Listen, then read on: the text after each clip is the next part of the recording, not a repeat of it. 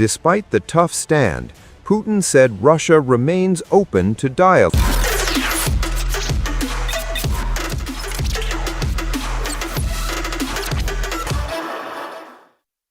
Hi there, welcome back to this week's Get Me Right, your favorite deep dive show on stories contemporary and consequential for India. This week I bring to you up to speed on what's happening in Bangladesh, a neighbor that's become a radical hellhole of Islamist thugs. The trigger might be the mob lynching of a Hindu, Deepu Das, but the portents do not look good. Not for Bangladesh, nor for India. Let's go deeper.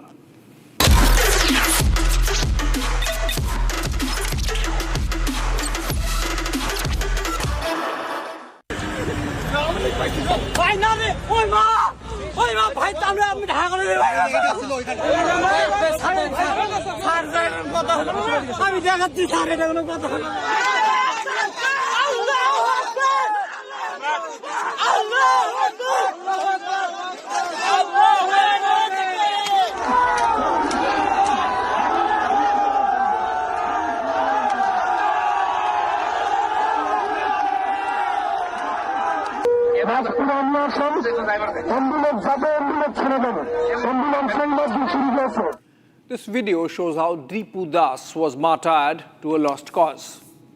He was in police custody when a bloodthirsty mob of radicals snatched him and killed him on charges of blasphemy. What was the blasphemous act? Deepu, a Dalit, while facing the mob, said, "All religions are equal." That was blasphemy for the jihadis. The impotent, illegitimate and ineffective Muhammad Yunus government has sought to convey some action. 12 of the jihadis have been arrested, and an assistant to the chief advisor visited the Dalit family and assured all government help. In many ways, the Yunus regime has shepherded Bangladesh's slide into the radical Islamist hellhole that it has become over the last 18 months since the ouster of the Sheikh Hasina government. The jihadis are out on the streets. The mob rules. Policing is ineffective. Army remains in perpetual standby mode. Judicial systems have been co-opted. Political witch hunt is the rule. Democracy is increasingly becoming an exception, at least till elections happen. There's that famous Panchatantra fable. A king had a favorite monkey, so trusted that he would rather have the monkey around than the sage advisors. One afternoon, the king wanted to have a nap. He gave his sword to the monkey to keep a watch. In came a fly, a housefly, and hovered around the king's face and plonked on his nose. The monkey, realizing that to be an affront, used the sword to get rid of the fly, chopping off the king's nose in the bargain. In the context of Bangladesh events, we know who the monkey is. The king, the powers who forced this regime change through a curated coup behind the facade of a student protest. We know those were not the protests they were projected to be. Just a recap. They just look like any other young person. You will not recognize. But when you see them in action, when you hear them speak, you'll be shaking. They shook the whole country by their speeches, by their dedication, their commitment. They said, you can kill us anytime you want, but we are not giving up. And he is known as to be the brain behind the whole revolution. But for now, it's not the king being visited the wages of misdeeds, but the people of Bangladesh paying the price. Deepu Das was killed in the rioting that engulfed Bangladesh post the death of activist Osman Hadi, head of Inqilab Mancho. Hadi was not directly connected with the July uprising of 2024. He was more a participant in protests in the Dhaka district of Rampura and not a leader in the movement. He set up his own platform, the Mancho, with more pronounced positions on the Awami League, on India, and the future of Bangladesh. Among others, he sought complete ban on Hasina's party and released the map which showed parts of India's northeast as part of a greater Bangladesh. He increasingly positioned himself as more radical than even the National Citizen Party formed by the student leadership of the July 2024 coup. In this speech, for example, he's seen railing against the Bangladesh army in profanities. He was behind some of the mob lynchings of Awami leaders and participated in the vandalism of Bangabandhu Sheikh Mujibur Rahman's memorial at Dhanamondi. Hardly a democratic ideal. Yet, we had embassies of the United States and Germany, among others, expressing condolences on Hadi's death. You get the drift there of who's the king. It is not coincidental that a week after Hadi's death in a targeted killing, the Yunus regime has taken the formal decision to ban Awami League from participating in the upcoming general elections early next year. It is not coincidental that Hadi's family has alleged that he was killed by some vested interests wanting to postpone the elections. Who benefits if elections get delayed? Obviously, the present regime or the Jamaat. It is not coincidental that an anti-India spin was sought to be given to the killing. Again, who benefits with that diversion? The present regime. It is to that whipped up anti-India sentiment that the life of Deepu Das was lost. Look at the chronology. Since coming to power, Yunus regime lifted the ban on the Jamaat-e-Islami, the same political group that fought alongside Pakistan Army and against the independence movement in the liberation war of Bangladesh in 1971. Since coming to power, the Yunus regime has released over 200 hardcore radical jihadis, including the likes of Jashimuddin Rahmani, who inspired Hadi to take strong Islamist positions. And these are not just anti-India forces. Groups like Al-Qaeda and Islamic State, or homegrown Hizb ut-Tahrir and Ansarul Bangla team, the ABT, have become active and are capturing public discourse right under the nose of Yunus. Add to it the activation of Dhaka cell in Appara, the ISI headquarters in Rawalpindi. The fact that at least 5 top generals of Pakistan Army, including the ISI chief, have visited Bangladesh this year proves that Yunus has worked to a plan. That of letting slow poison of radicalization lace the public life. Let anti-India forces spread their tentacles even as his administration creates a vacuum by first clamping down on the Awami League and then subtly throttling even the BNP. Hear these voices. They didn't only want to burn the building, they wanted to murder the staff of Delhi Star.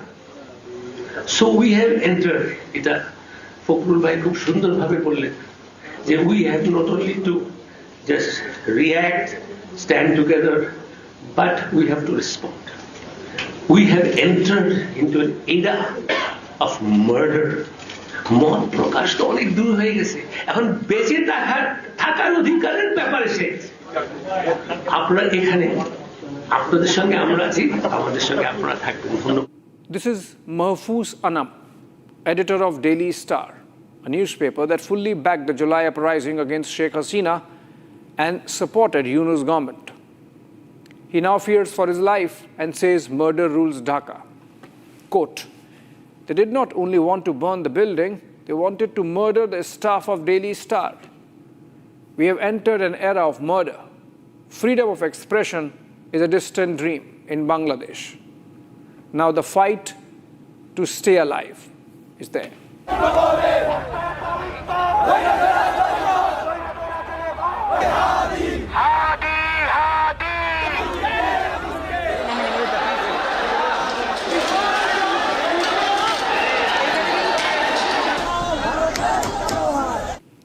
Daily Star and Prothom Alo were the 2 news platforms targeted by pro-Hadi Islamist thugs. The entire staff inside the buildings had to be rescued from getting burnt alive in the arson. Nazneen Munni is a well-known face of News TV in Bangladesh. She was a Yunus enthusiast and even participated in some of the anti-Hasina protests last year.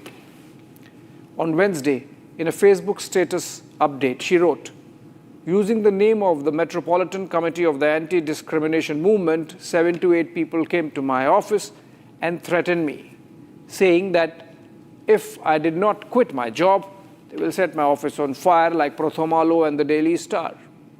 Tell me, from whom should I ask for security? Unquote. It is likely that she is being targeted for being a woman who is not falling in line with the jihadi zeitgeist of the times in Dhaka. Majority of student leadership of July uprising, part of the National Citizen Party, now lives in security under the watch of gun-toting guards. They thought revolution would give them a halo or veneer. It has condemned them instead to the dark shadow of Islamic jihad. Not that there is no pushback. The children of the 1971 Liberation War have still some elbow room left, as this protest at Chayanot, the cradle of Rabindra Sangeet in Bangladesh, showed. Sheikh Hasina is not giving up, marshalling her presence online and Awami resources on the ground to remain relevant with a fight back. The world is taking note as well. Concerned US congressmen have written to Yunus. New York Times took note of Deepu Das killing, even if after 5 days. The BBC followed after 7 days. In the ultimate analysis, this is about Bangladesh. The nation is going through an existential crisis.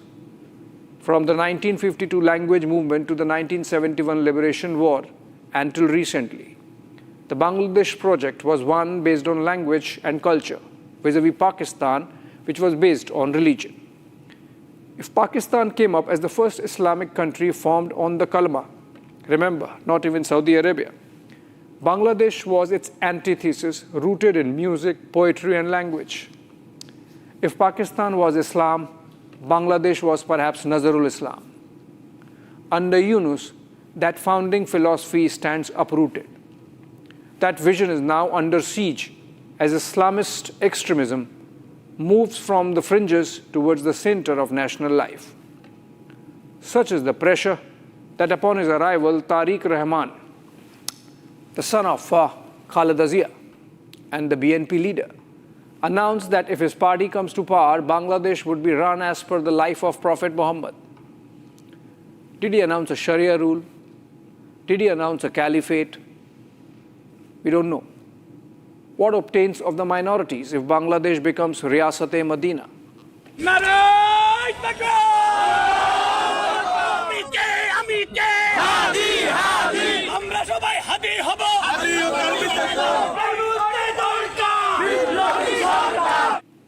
Just another example of how big the transition is.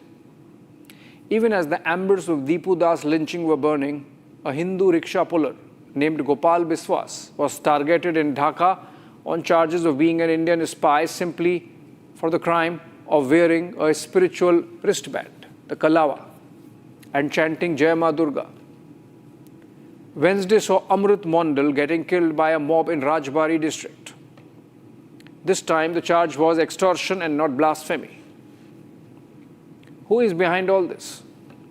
Such well-orchestrated series of incidents targeting the very roots of Bangladesh's identity cannot happen in stance.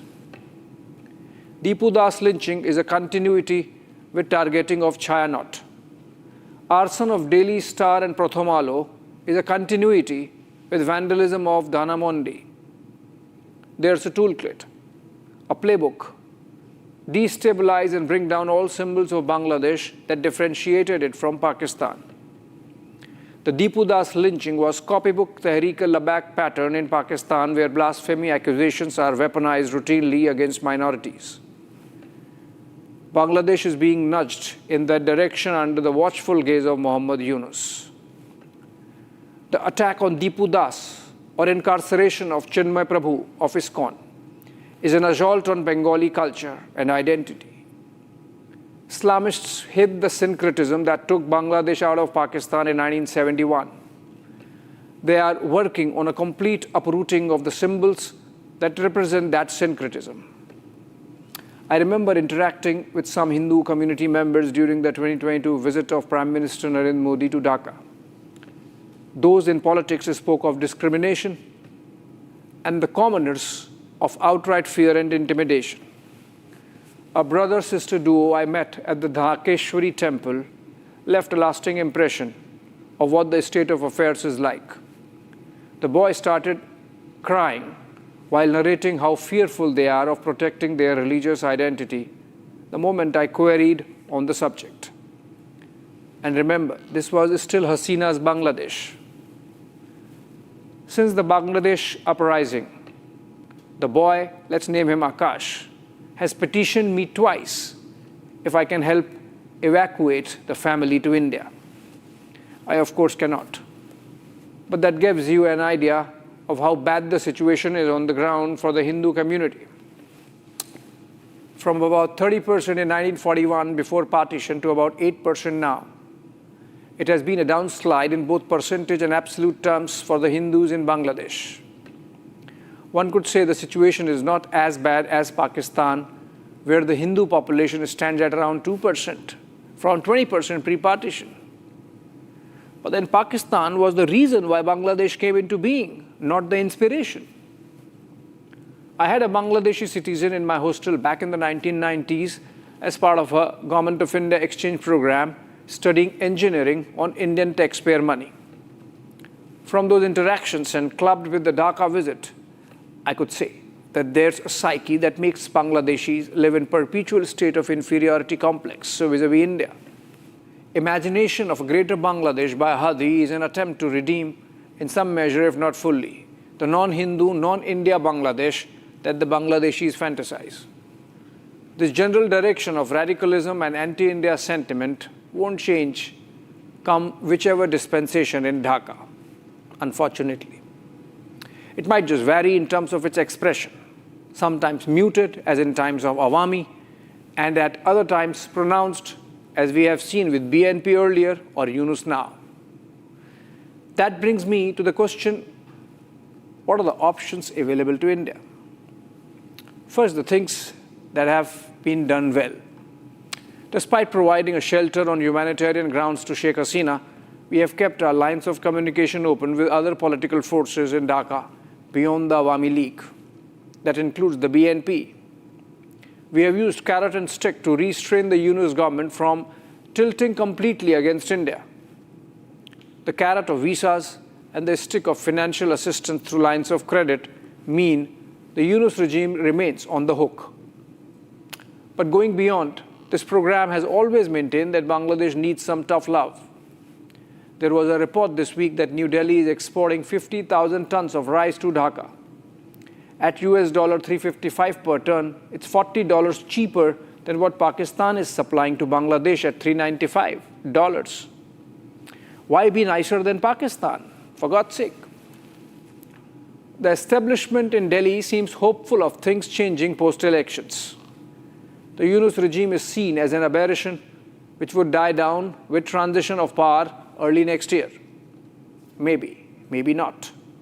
If you have watched the Bangladesh developments closely over the last few years, and not just post the August 2024 coup, you would have noticed a pattern of a societal trajectory of radicalization that is no different from what is happening in Pakistan, or to be honest, in some pockets of India also. How different are the radicals in Bangladesh from those in India who seek to rebuild the Babri Mosque in Bengal's Murshidabad district? Or those who are ready to carry out a suicide bombing in the heart of Delhi for the Pakistani project of Kashmir? Because remember, the Kashmir project of Pakistan at its roots is nothing but pivoting the region to religion and to separate it from India on that ground. Perhaps a refashioning of South Asia has to happen. If our strategic community can toy with the idea of a Baluchistan independent of Pakistan, why can't we have and imagine a Hindu majority corridor in North Bangladesh and work towards it as a long-term project? Bhaya bin hoye na preeti. Ideal, of course, would be a life of dignity for the Hindus and other minorities in Bangladesh. The ideal that guided the birth of Bangladesh. Either way, we have to wait. Thanks for watching.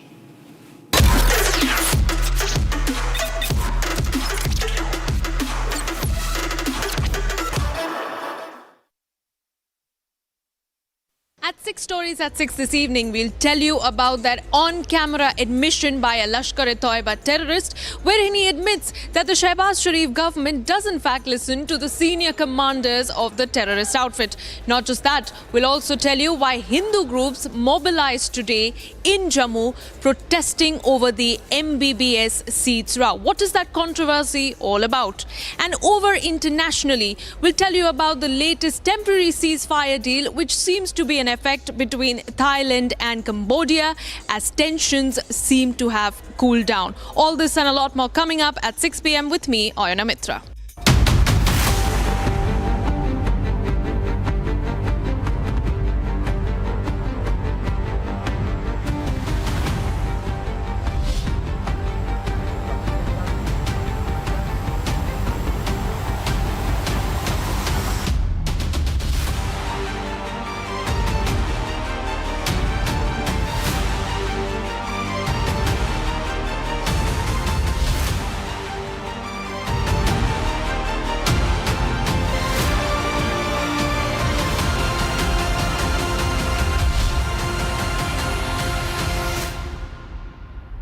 MDH की हल्दी मिर्ची धनिया करे कमाल, ये रंग दे, ये खुशबू दे, ये तीखा, ये कम पड़े, क्या निराला MDH मसाला। केसरिया से मन जोगी हुआ रे, दिल झूमे देखो मतवारा हुआ रे, केसरिया से मन जोगी हुआ। हर पल मनाओ केसरी त्योहार। विमल, बोलो जुबान केसरी। आर प्योर सूजी पास्ता उबालो मिलाओ और खाओ 8 मिनट में तैयार। क्या टेस्ट है सबका राजा आर प्योर मसाला।